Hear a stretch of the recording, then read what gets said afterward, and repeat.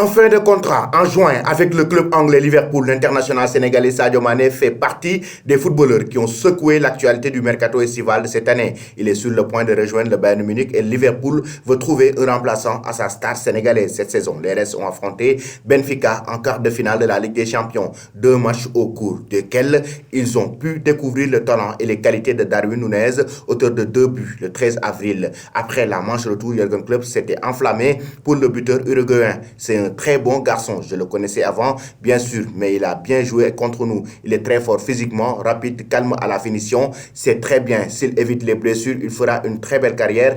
Quelques mois plus tard, ça a été au tour de Virgil van Dijk dans sa C, le footballeur de 22 ans. J'ai joué contre Sergio Agüero, qui était évidemment incroyable. Messi, sans doute, le meilleur joueur de l'histoire du football, à mon avis. Kylian Mbappé est différent, rapide. Alan Darwin aussi, il est très peu similaire, très direct et très rapide, grand et fort. C'est assez difficile de jouer contre ces gars-là. Le mieux serait certainement de jouer avec, et c'est justement ce qu'envisage le club de la Marseille qui est tombé amoureux de Darwin Núñez. D'ailleurs, Record explique que les multiples sorties médiatiques des Reds au sujet de l'Uruguayen ont pour but de le convaincre de signer chez eux. Et visiblement, cette stratégie est en train de fonctionner. Le média portugais précise que l'attaquant veut rejoindre Liverpool. Il a été impressionné par l'ambiance d'Anfield ainsi que par l'équipe et le jeu proposé. Par toutes ces raisons, il a indiqué à Benfica qu'il avait choisi les Reds, des Reds qui comptent d'ailleurs réaliser le plus gros transfert de l'histoire du club pour s'offrir le joueur uruguayen. Record révèle que le club entraîné par Jürgen Klopp prépare